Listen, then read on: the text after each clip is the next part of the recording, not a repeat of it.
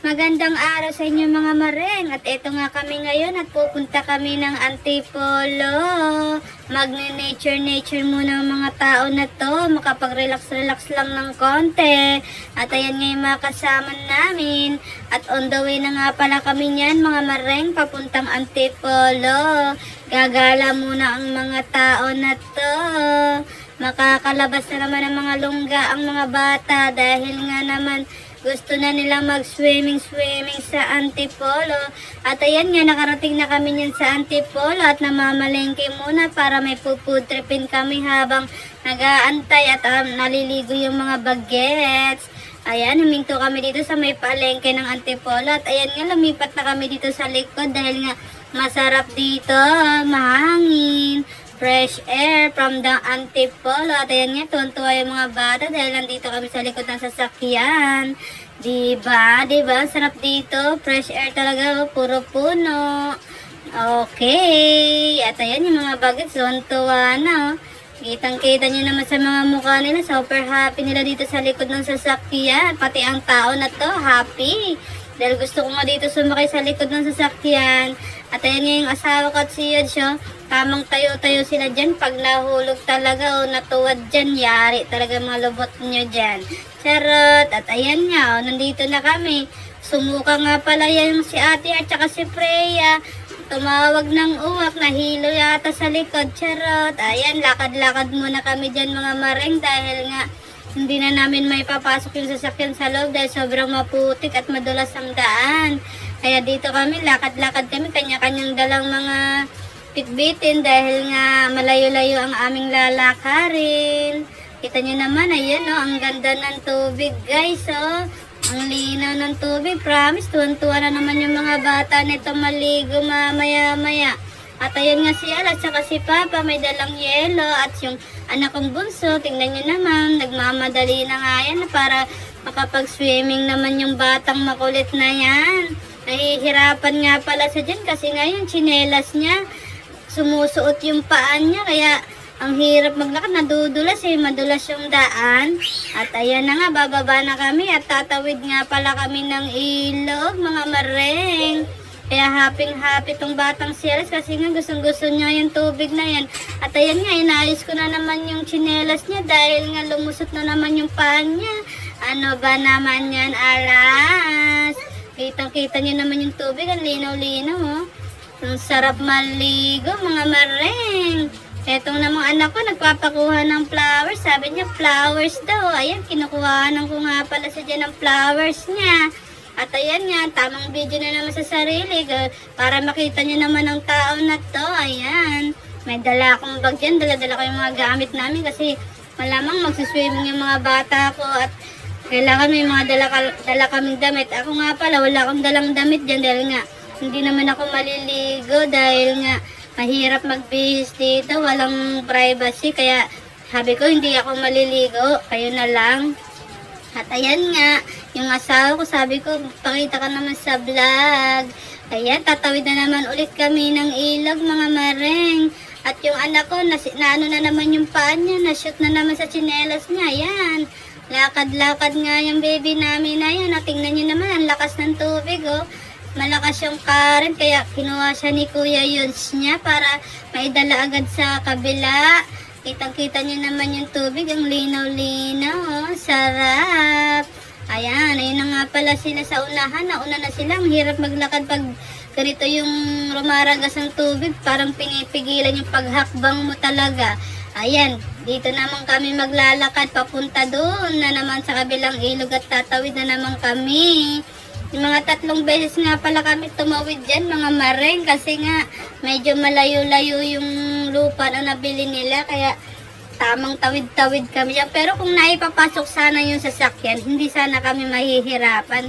Kaya lang iniisip namin kasi baka putik or umulan ng malakas, baka umapaw yung ilog, mahirap na, ma-stuck kami doon. At ayan nga, sumabit-sabit na yung mukha ng anak ko sa kawayan. Ano ba naman yan, Kuya Yosh? Kawawa naman yung bata na yan. Hindi niya nakita daw kasi yung may kawayan pala doong nakaharang. Kawawa talaga yung anak ko na yan. Puti na lang talaga, hindi makulit. Ayan na nga, dito na kami ngayon sa lupa nila. Ayun, nakita niyo naman. pinabakho nga pa nila yan nung nakaraan kasi nga gusto nila patagin. Kaya lang, pinahinto nila dahil nga hindi magandang panahon ngayon. At ayan, magpe-prepared na kami ng aming mga food tripin. At ayan nga si Freya, excited, tsaka si Alas na maligo sa swimming. Gustong gusto na nilang mag-swimming, talaga naman.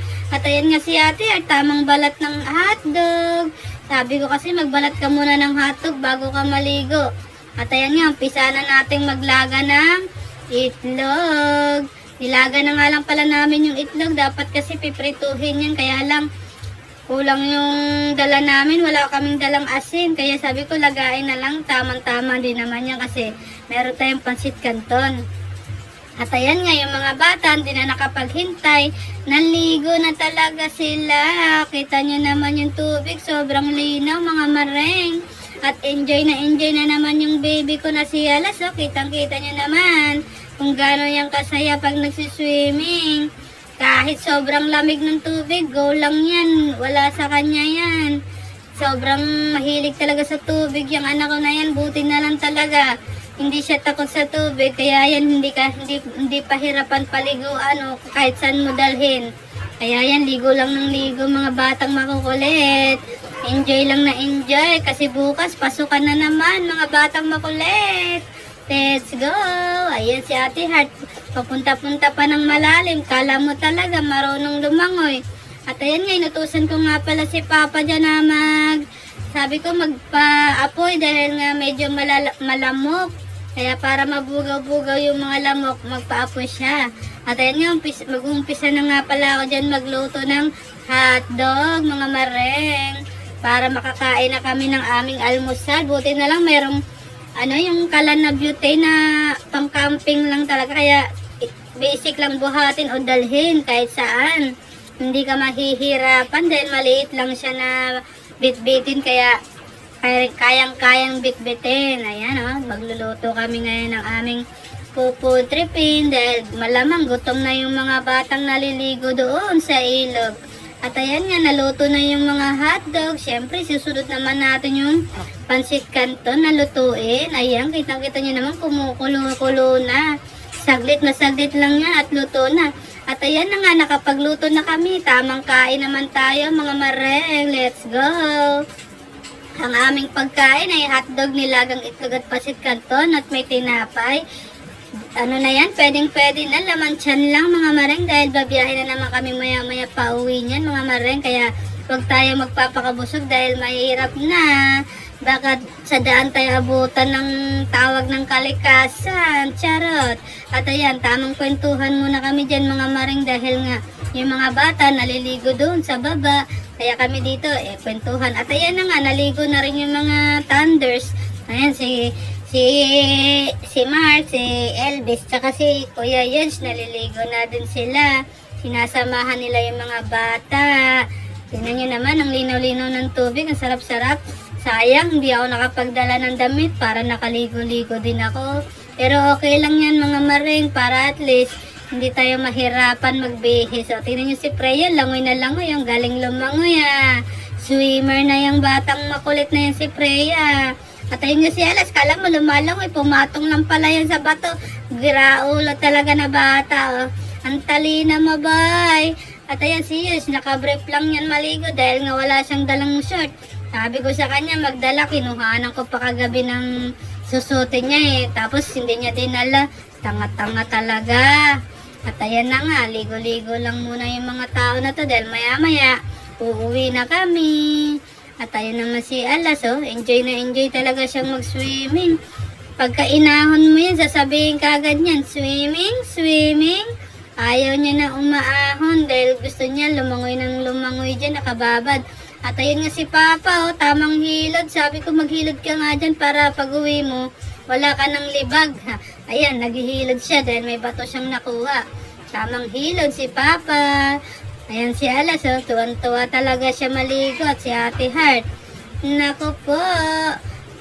Si Yuds, tuwan-tuwa din siya kasi lamig daw ng tubig Ayan, tamang hilod ka muna dyan Galingan mo sa paghihilod para mamaya pag uwi mo, wala ka ng libag. Yung anak kong si Alas, ang galing Tamang swimming din siya. Kala mo talaga marunong lumangoy eh, no? Para namang aso. At ayan nga, mga maring, pauwi na kami dyan, mga maring. Dahil nga, hindi kami pwedeng magpahapon dahil baka mamaya umulan. Kaya uwian na. At andito nga ulit kami sa likod ng sasakyan dahil gusto namin dito sa likod. Mahangin, fresh air. Ayan, mamaya lilipat kami sa harap niyan kasi bawal na sa EDSA. At ayan nga, habang nasa loob kami ng sasakyan, yung anak ko nasa paahan ko, nagtatago. Ayan o, peekaboo, diba? Tuwan-tuwa siya sa ilalim. Ayun nga, tulog na yung mag-ama. Dahil napagod sila kakalangoy. Sana all, nakatulog talaga. At ayan nga yung batang makulit na sa ilalim. Nagtatago siya ng kumot. Maraming salamat sa mga nanonood.